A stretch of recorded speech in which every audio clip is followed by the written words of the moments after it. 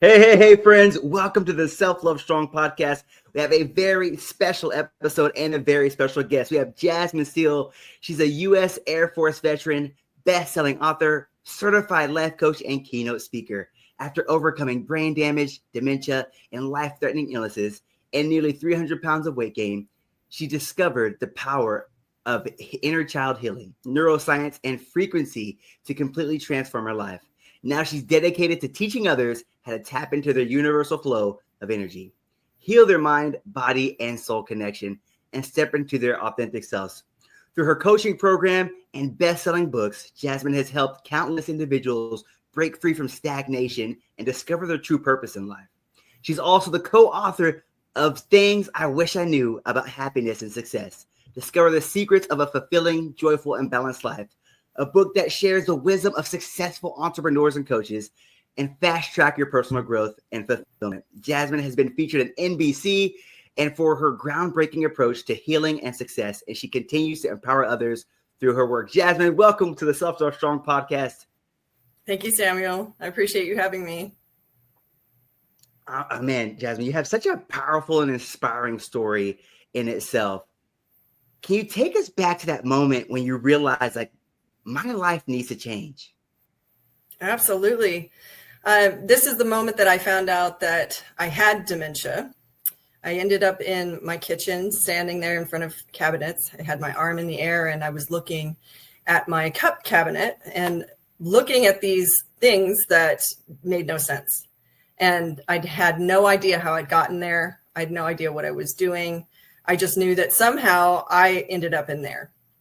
So it was at that point that I really started to go, there's something really wrong with me. And I couldn't figure out what it was. So I started doing a deep dive. I went to specialist after specialist and had test after test and talked to doctor after doctor.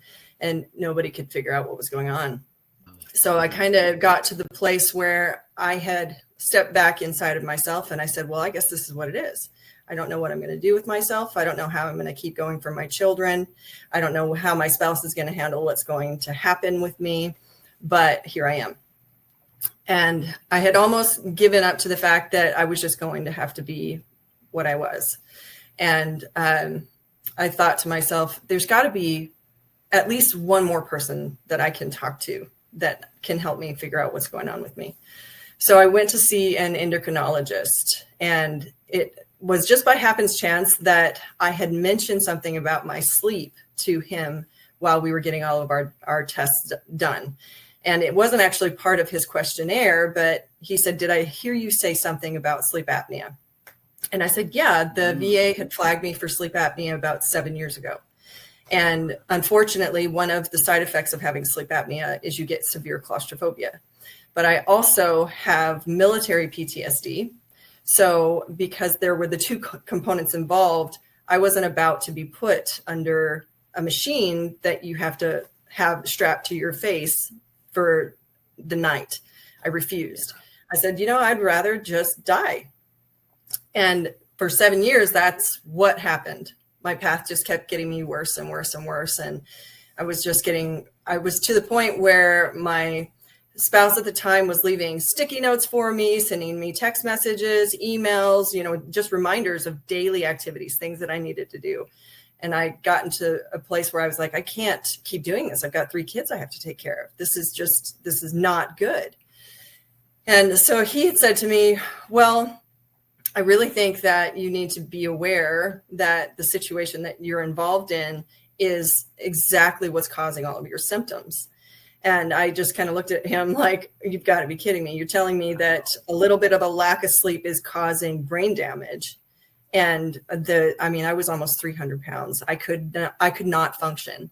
If I got up off of the sofa, I was exhausted and I would have to sit back down. And I was like, this is crazy. There's no way that just a little bit of lack of sleep could be causing my entire body to go through what it's going through. And I had blood pressure through the roof. They put me on metformin. I was pre-diabetic. I had severe chronic pain. I could not move. My bones were constantly in pain. I went to neurologist after neurologist. and they had just given up. They're like, well, we just can't tell you what is going on.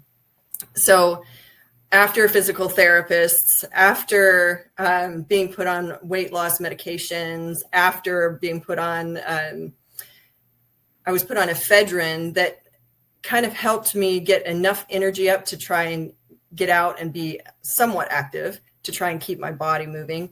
It helped a little bit. I mean, I lost about 20 to 30 pounds, but it was nothing significant. And the endocrinologist said to me, you need to go back and get the test done again and see where you're at. So I was like, all right, we're at this point now where this is the only juncture I've got. So we're going to take this. And I went and had the test redone, and the results came back, and I was beyond severe. I was off the charts. Like, they had no register for where I was on this test. And they said that I was waking up about every 60 seconds, suffocating. So basically, if you can imagine somebody trying to sleep with a pillow over their head, that's the severity of how I was sleeping. And it was causing severe brain damage, cellular deterioration. And it wasn't just in my mind, it was physically. Like, I had severe heat exhaustion. If the temperature changed 2 degrees, I would be on the floor with migraine, bags of ice on my head, under my arms, in between my legs, trying to cool my system down. And I mean, my body was just shutting down. It was really rough. My daughter had said to me about a year ago, she said, Mom, I was in my room one night and I was just crying because I was like, how am I going to do this? My mom's not going to wake up. It's just going to be one day and she's just going to be gone. And I knew at the time that my kids were having a rough time with it, and I couldn't figure out what was going on. So I didn't know what to do about it. Had no idea who to talk to, had no idea where to go. Every specialist I saw didn't know what was going on. So finally, when I got these results back, I was excited. I was like, okay, now I can do something with this. And we talked about it for a little while, and I found out that there were multiple other patients, especially soldiers who have the PTSD, that can't wear the machine. So they had a very specific mask made because of claustrophobia that was developed because of the PTSD. And they said, we want you to try this one out. Just give it a shot, see if it works for you. I said, okay, I'm going to give it a shot.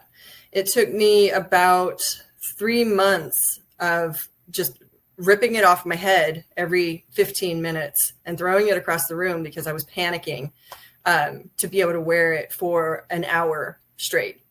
And it was almost instantaneous. I woke up one day and my brain was clear. It was like there was just this fog that had been completely lifted from my body. And I was looking around my house. I was just looking at things and I was like, am I on the same planet? This is crazy. And then I started to try and correlate it with an experience that I may have had, in my waking life that I could relate it to. And I think the best way that I can relay the feeling, the sensation, is if you've ever been scuba diving and you start to surface, if you're not leveled properly, you go through problems. Your brain really starts to shut down on you. And so when I was coming out of what was going on with my brain, because I started using the machine and I started to get oxygen back into my blood, I couldn't believe the difference. It was literally like walking into a different realm. So when that started to happen, I started to really look around at my life and the rubble that had ensued because of what was going on. And my spouse at the time, he had maxed out. I mean, it took him to a level he couldn't come back from, and we didn't make it through that. But I understand that completely because, I mean, that's a tough situation to be in. I mean, it was tough for me, and him not knowing how to help, him not knowing what to do, him not knowing that even this thing existed. What is sleep apnea? You know, most people don't even know it exists. And then to know that somebody that you care for had this and it was going on for so long and nobody knew, like, how do you come back from that? I mean, that's a tough one. So I get it. And we've made peace with it. But my healing journey started when I woke up. And then I started to do research, and I was like, this can't happen to anybody else. It just can't. So I just dove nose deep into everything out there. And I found out that it's about 80% of people that have sleep apnea that go undiagnosed, and they just quite literally die, and nobody knows. They can't figure out what's wrong. It does so much damage to your brain that it puts you in a state where you can't use logic. You can't process what's going on. And you try to think, but the ability for your brain to actually use logic is shut down because your body is stuck in fight or flight. And your ability to pull yourself out of that, it doesn't work because your nervous system is in survival mode. It's just stuck there. So unless somebody around you is able to say, hey, I see these things happening to you, you're acting really weird, let's help you. Most people go undiagnosed and they don't make it. So I'm now an advocate for the Sleep Apnea Association, and I work with them quite heavily to try and get awareness for sleep apnea out there. But when I started to use the machine regularly, I was able to get back out and get physical. I was able to start moving my body more regularly. My pain started to go away. I started to do research into how do I make this the best scenario I can with what I've been given. And I learned about subliminal messaging. I learned about healing from a subconscious plane. I learned about energy work. I learned about frequencies. I learned about how to center myself, to ground myself, to heal through nature. I didn't want to have to use anything pharmaceutical ever again. The VA had put me on about 3 sheets of medication trying to figure out what was wrong with me. And I know they were trying to do the best that they could with the information that they had, but it's hard when you have a patient that can't keep track of what's going on with them, and so unless somebody sat down with all of my records and said, okay, these pieces fit, it didn't make any sense because the things that were happening were so bit-pieced that unless you really could see the whole picture at one time, and this is 20 years worth of information, you don't know, why is my thyroid failing? Why do I have scoliosis? Why are my eyes failing? Why is my hair falling out? Why are my fingernails coming out of my skin? It doesn't make any sense. And people are trying to piece together, well, what is this doing to you and why is it happening? And the underlying cause is that my cells were dying. So, that's kind of where it all began. That's rough. I feel like your life is really just, you went through a lot of struggles just figuring out what it was. And I really, sleep apnea, I never knew the damage it could cause, that it would, could really mess with your brain like that. I just didn't put 2 and 2. I was like, maybe it's just a bad night of sleep. I didn't realize the health aspect that comes with sleep apnea. I've heard about it, but I never heard some of the repercussions of it. Wow, it's really interesting. I had no idea. Yeah, and most people don't. And when I started to do my own research, I tracked mine all the way back to 3-4 years old. So when I was about 3 or 4, I used to get really severe strep throat. And I had gone back and forth to the doctor repeatedly. And finally, my mom had scheduled an operation. We were going to have my tonsils removed because it was happening so frequently that we were just over it. And then I remember that night, something weird happened in my nasal cavity. And then there was just all this liquid that ran down the back of my throat. And I didn't really understand what it was. Yeah. But the more that I learned, the more that it made sense. I have a good friend here that he's a dentist and he does sleep apnea advocacy as well. But he does the mouthpieces for dentistry. And so he does a lot of talks on it and tries to bring awareness to it as well. But I went into him and I asked him, what he thought that was. And he said, well, I'm pretty sure that that's when your septum deviated and it opened up that airway enough that you could survive. Breathe. Yeah. Yeah. And yeah, he said specifically children, their bodies are still malleable at that point, and they will try to self-correct and find a way to get around it. And so from then, I always had a runny nose. I always had postnasal drip. I always had allergies, but I could breathe. And I grinded my teeth since I had teeth. And I always just thought it was, oh, well, this is just who I am, right? Yeah. Well, that is one of the first signs now of sleep apnea is if you have bruxism.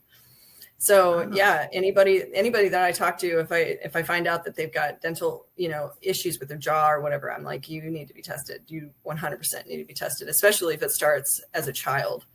But snoring is definitely another sign. Waking up with dry eyes. Some of these things are they're symptoms that you wouldn't even think make any sense. Thyroid issues, go get checked. Go get checked. It causes stomach issues. It causes organ failure. It causes heart issues. Everything. It's affecting the blood oxygen level. So if your blood can't get you the nutrients that your body needs, then your body will start shutting things down that are not necessary. So it goes, okay, well, I need all this power to run this process. And this is one of my primary systems. So this is what's going to get all of my focus. And then this little thing doesn't need to, I don't have a gallbladder anymore because mine failed, but it's truly mind blowing when you start to go, okay, people don't realize sleep is so important for our bodies.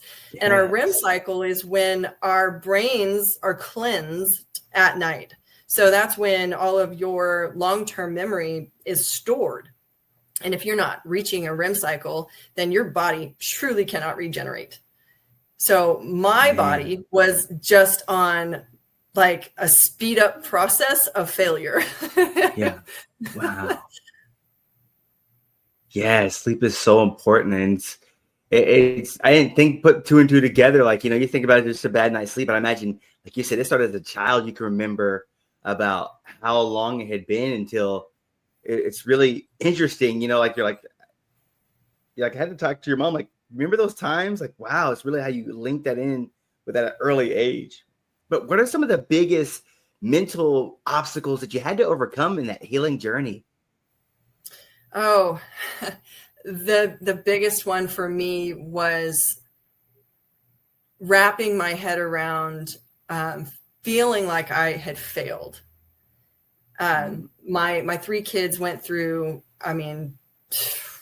we're still every single day working towards how do we become our better self? How do we look at the situation and grow from it? And not go backwards and ruminate and go, why me? Because that doesn't do anything for anybody. But how do I turn this situation into a growth moment for others? How do I advocate for sleep apnea? How do I teach people how to heal? And for me, it really boiled down to understanding that I had severe inner child wounds that had never been addressed. And I didn't even know that they had existed until I started to do the subliminal messaging. And when I really tapped into what was going on in my subconscious, I found out that my body specifically is highly sensitive. And I needed to be nurtured in a different way. And because I didn't get that kind of nurturing, which most of us, we don't even know that we need a specific kind of nurturing, let alone what somebody else is supposed to know that we need. So for me, it was really about finding out that I had to empower myself and I had to use what was given to me for the greater good. So when I really stepped into that position, it was easy to go, okay, well, this was just a really big learning moment for me. And I can use this. So now I really like to try and teach people that vulnerability is your best friend. Most people think that being vulnerable is a weakness, and they think that to be vulnerable is to be ignorant. And it's the complete opposite. To be vulnerable takes courage, it takes strength, it takes stamina, and it takes determination. I mean, you have to actively say to yourself, I'm about to open up. And it's difficult. It's really, truly difficult. Yeah. Man, I love that. I love that mindset shift of like, even though this is a challenge, I don't have to be the victim. I can look at this and come out as the victor by chalking it up to as a learning experience, realizing it's something new for everybody going through it. And we can either learn through it, right? We don't just have to go through it. We can grow through this situation. I love that mindset shift that you have right there. Yeah, I guess it comes from my dad's old saying. He used to say to me, "Suck it up, you're a Steele." It is true. I was like, they have a superhero last name. There has to be a standard there. Yeah, I think it did really. I mean, that resonated with me quite a bit. There were times growing up that I would, for example, when I was in boot camp, I'd go through situations where I was really taxed and I didn't know if I could make it. And I'd get to that line where I'd be like, well, maybe I should just give it up. And then I hear in the back of my mind, "Suck it up, you're a Steele." And I'm like, no. Oh, I'm a Steele. That's awesome. I love that. I love that so much. So how did your inner child healing and neuroscience play a role in your recovery? Oh, that was tremendous. That was tremendous. And truly, I have Dr. Huberman to thank for that, because I started to do research into neuroscience. I decided I was going to go and do a master's program. I applied for the ASU program here under Dr. Conrad. And unfortunately, their stack was too high at the time. So I was like, okay, I'll just do my own research. And so I started to really tap into what was out there and accessible. And I really fell in love with Dr. Huberman's work. And he just does some phenomenal research. But I started to put into action a lot of the things that he was teaching. And I was literally able to wipe my trauma clean. Wow. So it takes time and it takes work. It takes repetition. And it really does take you being vulnerable with yourself to learn to not lie to yourself about what is actually happening on the inside. But through his research, I was able to use different techniques to get my brain to start to grow again. I was able to really challenge myself to keep active, which is a key component to brain health, period. I mean, people don't understand when they say use it or lose it. That means that because your brain is your operating system, if you're not moving your actual body, it's kind of, I like to explain it to people like a stagnant pond.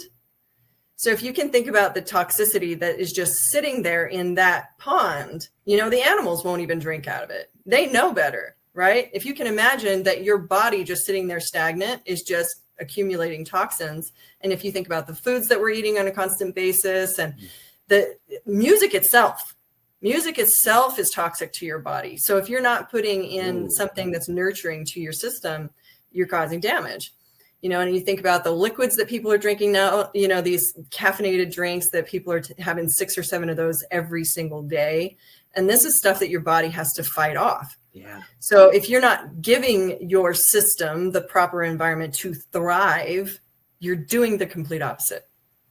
Right. So, with the neuroscience, I was able to go into my traumatic events and I was able to rewire the physiology, the response that I was having on the inside to those traumatic experiences. And I was able to rewrite them and teach my body a new memory so that I had a good experience with the situation. You don't want to get rid of the situation and make yourself believe it never happened. You want to grow from it. You want to learn that this was something that is helping you grow stronger. If you think about a muscle, okay, you've got to tear down the muscle before the muscle rebuilds stronger, right? So if you can think of your life events as teaching you to grow stronger, then you no longer are in that victim mentality. And believe it or not, being in a victim mentality keeps you from having motivation. It doesn't allow you to release motivation chemicals in your body. So you become stagnant, and then you become complacent. Wow. Man, that is so powerful. I love that shift of really reframing the situations in life. Because, you know, many times when life drags you down, you almost want to act like it never happened. I love how you said you acknowledge it, but you grow from it. And you grow from it by acknowledging it and reframing it as, hey, this is a learning opportunity. You know, we only get one life. So though we can't erase the past, we can grow with it. I love that. So you talked a little bit about frequency work. I know many people are probably unfamiliar with frequency healing. Can you explain what it looks like and how it works? Absolutely. So if you can think of an atom and break that down to an energy level, you understand that an atom is made up of what? A neutron, a proton, and an electron, right? Protons, yeah. So you basically have an entire body that is created out of an electrical system. So if your electrical system is not flowing properly, there's not the ability for it to heal itself. And when we have toxic systems, we're creating roadblocks for our electrical system to work properly. So if you can imagine the reasoning for a ground with an electrical wire, okay, all right, and you remove that, you know, you're causing a disturbance in the system, right, on purpose, okay? Yeah. But what you want to be doing is you want to be allowing your energy to flow naturally the way that our bodies were created, right? So for me, I really started to focus on the chakras and aligning my chakras, which are your internal energy points, and then aligning those with the Earth's frequency. So I do a lot of outside experiences, hiking, swimming, just walking around outside, literally getting outside and touching your physical body to the ground, because the ground itself has energy. And it will help you recenter yourself. It'll help align your chakras. It'll get you flowing again so that you can create that movement inside of your system. However, most people don't understand the power of it. They don't understand that you can actually go outside and put your hand on a tree, and that tree will already start healing your body because it's creating flow inside of your system. So I'll go outside and I will just hang out with the trees for a day, or I'll go outside and I'll just put my feet in the river for a day, or go swim in a lake, or climb a mountain, or climb a tree, or whatever the case may be, but come into actual physical contact with the earth. And for me, that really helps to align my chakras. I also do a lot of meditation and clearing my mind. One of the most toxic things that we do to ourselves is we get trapped inside of our heads. And when we're there, we're not living in the moment. And when we're not living in the moment, we're either living in the past or we're living in the future. And that creates anxiety, that creates depression. So living in the moment creates freedom. That's not to say you don't have responsibilities. Yeah. That's not to say that you just get to give up and go, okay, I'm free. But it does mean that we allow ourselves to find that balance between what are our daily responsibilities, what does life look like, and how do I give myself a break? How do I allow myself to disconnect from the craziness of the world that's going on right now? You know, technology, kids, your expectations from your boss, your expectations from yourself, you know, and really allow yourself calm. You know, so I do frequent meditation. I go to the gym. I sit and do yoga. I will do subliminal messaging. So I create the programs for those, and I can just read off a script to my clients. But for me, I'll just YouTube something, you know, if it's a sound bowl experience or frequencies, you can just put binaural beats on YouTube. And depending on what you're trying to work on at the time, you just hit a certain frequency. Each frequency resonates with each chakra of your body. So it will help you really zone in on what area you need to focus on. And each one of us, per our traumatic experiences, stores information in very specific parts of our bodies. So, shame, anger, resentment, all of those negative emotions are stored in different areas of the body. So you can quite literally look at somebody's body, their physique, and see exactly where their chakras are blocked. Oh, wow. Wow, that is so interesting. Just what you said right there. Because that's what I was thinking about. I know you talked about, but I was thinking about one of the most common emotional blockages that hold people back from healing. You kind of mentioned right there, fear and doubt. What are those what are the things that kind of block people from actually healing? Those absolutely block you from healing, 100%. And most of the time, it's the subconscious that stores that information. It does happen in your consciousness as well, but those are more of reactions to situations, which is what we call a trigger. So you're going through the grocery store, and some woman who's in a rush cuts you off, and all of a sudden you're just like, why am I so angry at this situation, right? Well, that takes you back to a childhood situation that you don't even remember. You have no idea why it happened. You just know that specific scenario causes you a disturbance inside of yourself, right? So then we have to go into the subconscious, track it down, figure out, oh my gosh, my little sister ran me over with a shopping cart when I was 3. Yeah. And so you're like, okay, that makes sense. I understand why this causes me disturbance. But then you rework it.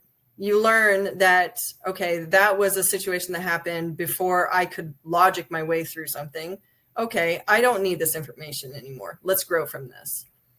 And most of the time we find out that things that people are holding on to in their subconscious are really small. They're really not very significant at all. But because they weren't dealt with appropriately during that moment, they weren't released. They were stored. I love that. I love that how you talked about it.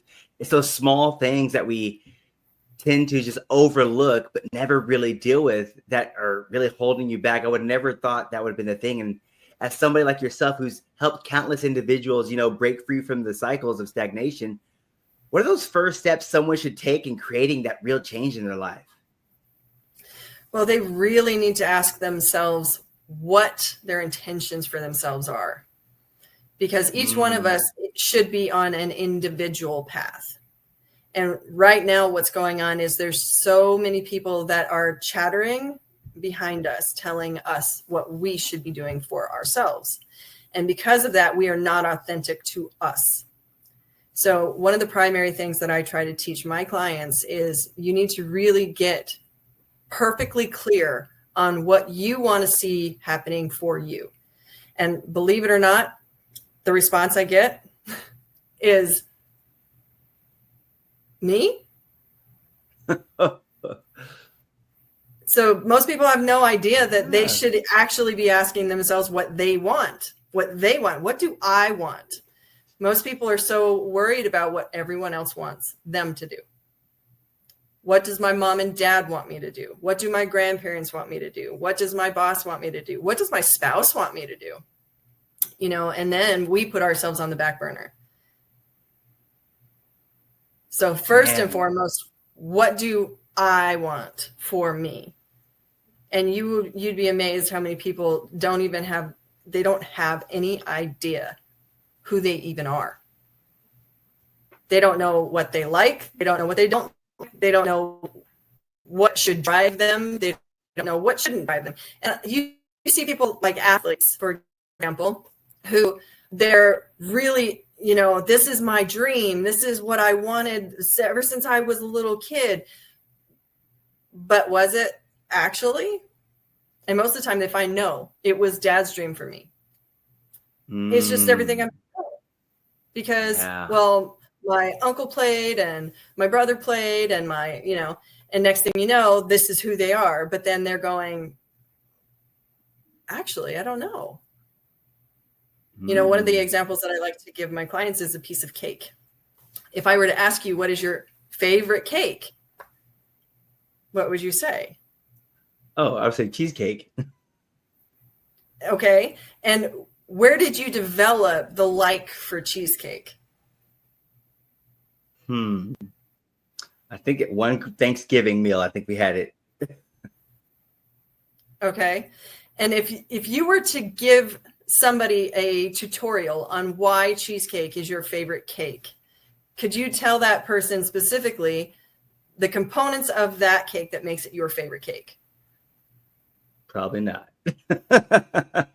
So these are the kinds of questions that we want to ask ourselves so that we Yeah. understand that the things that we believe about us are actually intentionally there because of us. They're not something that, Yes. oh, it was just a family tradition, or, oh, this is the only thing my mom ever bought. Yeah. You know, for me, my immediate response was always German chocolate cake. It's my favorite cake. Ooh, And it then is good. when It I is good. started to heal, I was like, did I ever actually give myself the opportunity to try other cake? Or did I just kind of go, that's my favorite cake? Man, that's so powerful because, you know, many times we're always looking for the way and we're always looking for someone else to guide us, but not really taking accountability or asking ourselves, do we truly want it? But I really love how you're talking about getting to the root of why we want some things, because you might think you need them to survive, but it's something you never even wanted, you know, in the first place, but be fighting for a path or following something.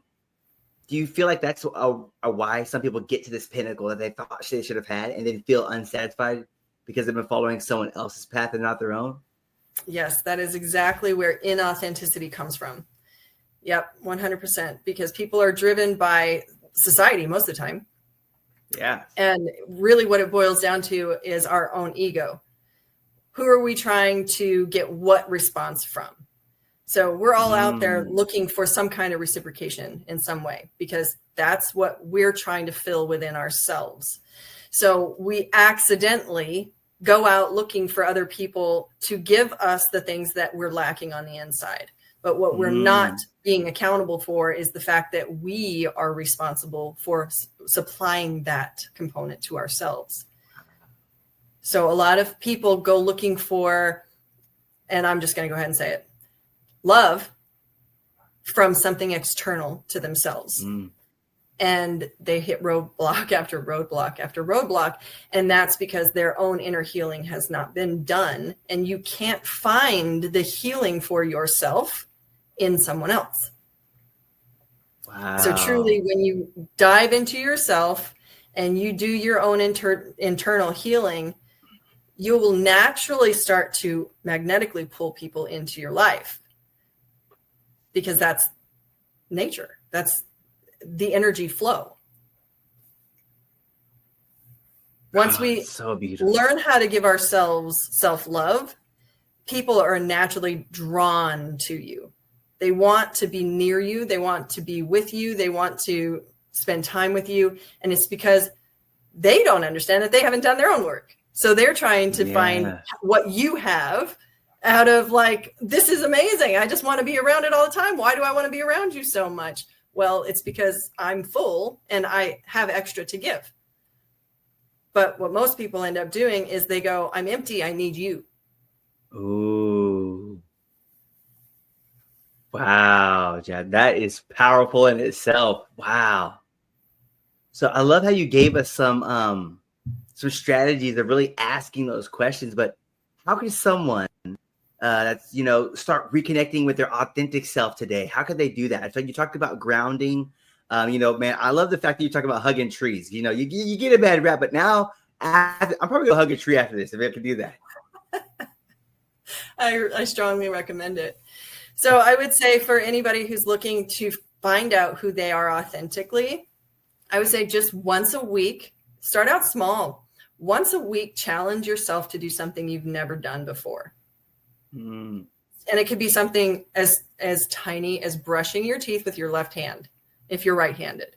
So what you're really trying to do is challenge your nervous system to break up the complacency, to do brain growth, because when you're doing something new, your brain has to grow in order to adapt, to understand how Yes.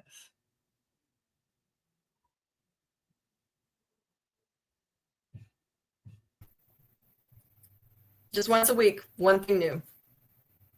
I love that. I love that. And I love the fact that it's something so simple. And I like to tell people, it's just because it's simple doesn't mean it's a common practice. So I love the fact that that's something you can integrate immediately today. We could easily go out there, like you said, brush your teeth with your left hand if you're right-handed, but just challenging yourself in those new ways and building those new neural pathways. That's so awesome.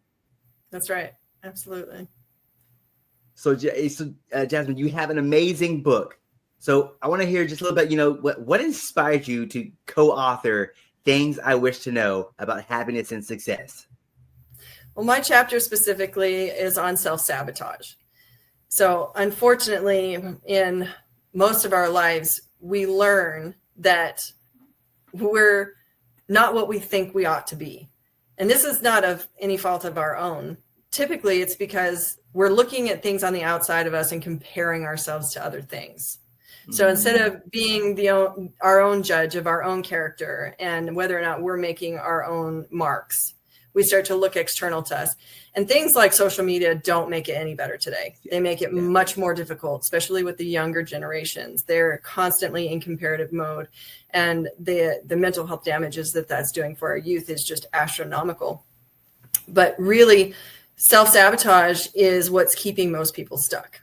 Because we start to doubt, we start to fear, we start to run away, we start to avoid.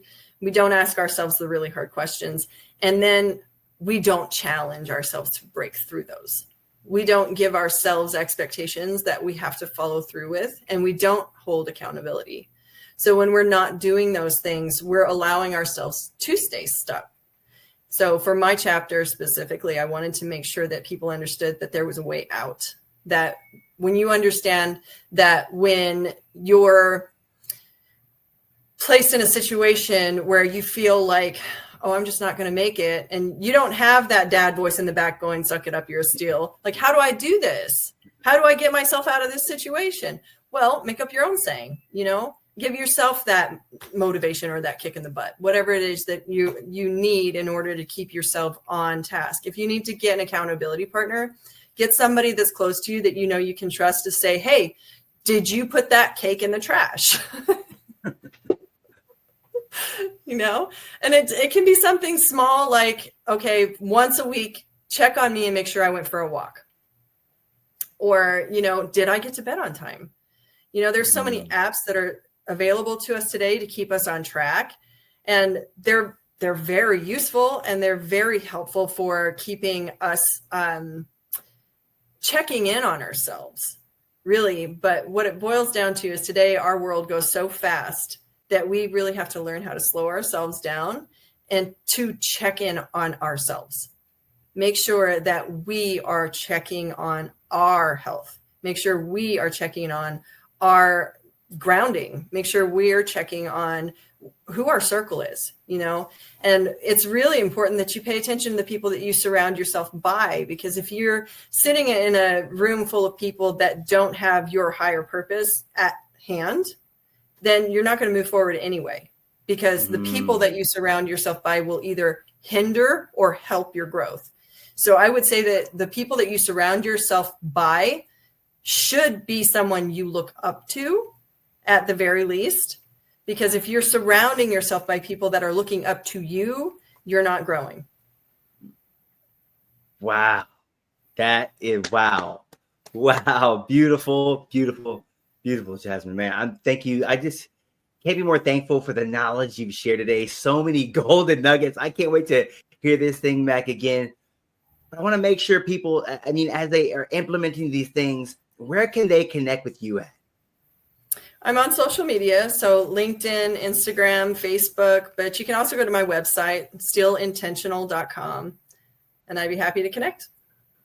Yes, man. Thank you so much for just sharing your knowledge, your story of resilience, and giving us those key strategies to really be our authentic selves. But I love something you said there. It's really just taking that power, because all the things that you said today, I love the fact that it's something that you can not only implement now, but but it's something that's within your power. I think many times when, we're looking for change, we're always looking outside of ourselves. But I love how he was talking about it starts with me. It starts with me making these decisions and setting myself up for success.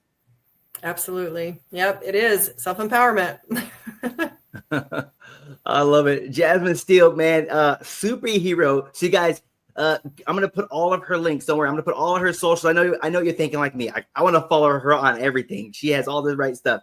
So I'm going to put her book down there. We got to get that book. It's going to a right cause as well. But I got to read her chapter. That chapter, I was like, man, I got to read her chapter. So I'm going to put all of her links under this post so you can connect with her. I'm going to put her website. But thank you so much, Jasmine, just for sharing your knowledge. But if you had to give somebody one message that you would, want to leave them with, what would it be? It's always ask yourself why. That is always my message. Ask yourself why. Why am I doing this? Why am I thinking this? Why am I behaving this way? Why? Just why, always. Man, I love that. So simple, but powerful. So, hey, like Jasmine said, ask yourself why. And there you go, friends. So go out there. Thank you guys for listening to the Self Love Strong podcast. Make sure you follow her on all her platforms. I'm going to leave her website. Like I said, everything under here. But enter this day, putting in that work. But like Jasmine said, asking yourself why. Take care, friends.